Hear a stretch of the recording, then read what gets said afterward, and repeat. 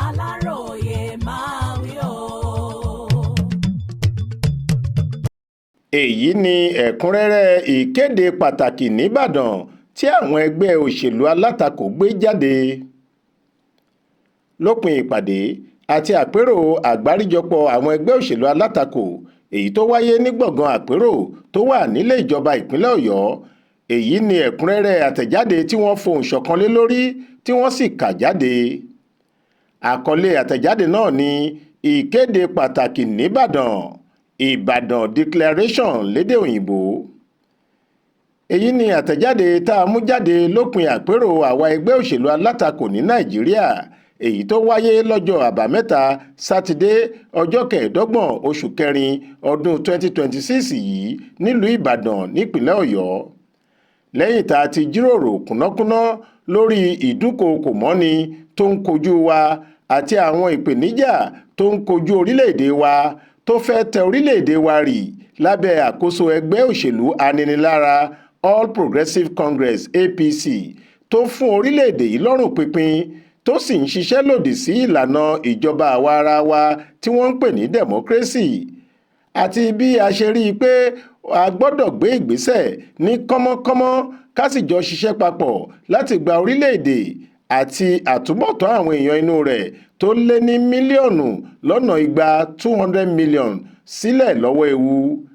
àwa ẹgbẹ́ òṣèlú alátakò tá a kópa nínú àpérò yìí kéde báyìí pé èkínní, a máa tako gbogbo ètekéte tí ẹgbẹ́ òṣèlú APC bá fẹ́ lò láti sọ Nàìjíríà di ti ẹgbẹ́ òṣèlú kan ṣoṣo gíro mọ́ wa lọ́wọ́.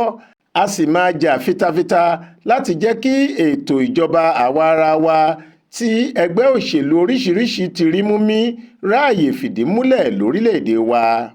èkejì, láì fi ti gbogbo àtakò àti ọgbọ́n bérebére tí ẹgbẹ́ òṣèlú tó ń ṣàkóso yìí ń ta pè kí APC ṣáàrí pé àwọn gbé ààrẹ Bọ́lá Tinubu lé wa lórí gẹ́gẹ́ bí olùdíje fún ipò ààrẹ tí yóò wà lọ́dún 2027. a máa ní àwọn ọmọ oyè tí yóò díje dupò ààrẹ àti àwọn ipò míì a sì máa kópa nínú ètò ìdìbò náà káríkárí. ẹ̀kẹta, a máa ṣiṣẹ́ papọ̀ láti rí i pé gbogbo wa pawọ́pọ̀ fa ọmọ oyè kan kalẹ̀ láti díje fún ipò ààrẹ nínú ètò ìdìbò ọdún 2027. ọmọ oyè tí gbogbo wa yóò jọ fẹnu kò lé lórí tí yóò ṣètẹ́wọ́gbà tí gbogbo àwa ẹgbẹ́ òṣèlú alátakò yóò sì jọ ṣàtìlẹ́yìn fún láti dá orílẹ̀-èdè wa àtàwọn èèyàn inú rẹ̀ tí ojú ń pọ́n nídè. ìkẹrin, alága àjọ INEC ọ̀jọ̀gbọ́n Joash Òjó Àmúpìtàn pẹ̀lú bó ti ṣe hàn pé ó ń ṣègbè lẹ́yìn ó sì tún ṣòjóró láti ṣàtìlẹ́yìn fún ẹgbẹ́ òṣèlú APC tó ń ṣàkóso lọ́wọ́. ọkùnrin yìí kò gbọdọ̀ sí nídìí ètò ìdìbò gbogbogbò ti ọdún 2027 nítorí ọ̀pọ̀lọpọ̀ ọmọ Nàìjíríà ni wọn kò nígbọ̀kànlé nínú rẹ̀ mọ́. wọn kò sì gbà pé ó lè ṣiṣẹ́ láì fi igbá kan bọ̀kan nínú débi tí yóò fi ṣètò ìdìbò tí yóò lọ déédéé tí kò ní òjòrò nínú tí kò sì ní ṣókùnkùn sẹ́nikẹ́ni tó sì máa ṣètẹ́wọ́gbà. nǹkan ìbínú ni tó bá sì ń bá a lọ láti wà nípò alága INEC, nǹkan tó sì lè dá yánpọnyánrin tí yóò ràn kálékáko bí iná yẹ́ sílẹ̀ lórílẹ̀‐èdè wa ni.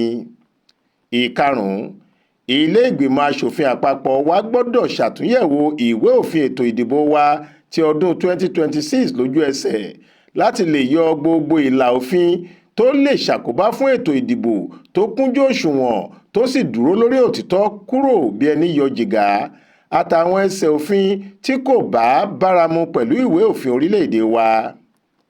ìkẹfà, láìsọsẹ̀ kí wọ́n dá àwọn òléwájú olóṣèlú tó wà látìmọ́lé tàbí tí wọ́n ń dúnkookò mọ́ káàkiri sílẹ̀ tó bá ti jẹ́ ẹ̀sùn tílé-ẹjọ́ lè gba béèlì rẹ̀ ni wọ́n kà sí wọn lẹ́sẹ̀ kí wọ́n lè lo ẹ̀tọ́ ọmọnìyàn wọn lábẹ́ òfin láti kópa papọ̀ gẹ́gẹ́ bí ọmọ Nàìjíríà. ìkeje, a ti yẹ òfin àti ìlànà tí àjọ INEC gbé jáde láìpẹ́ yìí wò a sì ti rí i pé níṣe ni wọ́n gbé e jáde láti ṣe ìdènà láti mọ̀ọ́mọ̀ fi àwọn ẹgbẹ́ òṣèlú alátakò sábẹ́ ipò àti gbèdéke ni. nítorí bẹ́ẹ̀ à ń béèrè pé kí àjọ INEC sún gbèdéke wọn fún ètò ìdìbò abẹ́lé síwájú sí ìparí oṣù keje July ọdún 2026 yìí. Ìkẹjọ, àpérò yìí gbé òṣùbà ńlá fáwọn ọmọ Nàìjíríà fún àìkáàárẹ̀ ọkàn wọn àti bí wọ́n ṣe ń gbáradì láti dúró ti ẹgbẹ́ òṣèlú alátakò lójúnà àti gba orílẹ̀-èdè wa sílẹ̀ lọ́wọ́ àwọn tó mú ilẹ̀ wa lẹ́rú yìí. Ìkẹsàn-án, àpérò àpapọ̀ àwa ẹgbẹ́ òṣèlú alátakò yìí dúpẹ́ gidigidi lọ́wọ́ gómìnà ìpínlẹ̀ Ọ̀yọ́ ẹnjiníà Ṣèyí Mákindé àti gbogbo èèyàn ìpínlẹ̀ Ọ̀yọ́ fún bí wọ́n ṣe gbà wá lálejò tọwọ́ tẹsẹ̀ tí àpérò mánigbàgbé yìí fi ṣeé ṣe. Àwa tá a buwọ́ lu àtẹ̀jáde, gbogbo alága ẹgbẹ́ òṣèlú alátakò tó kópa nínú àpérò yìí. Faith Adébọlá ló ṣàkójọ ìròyìn yìí fún Aláròyé.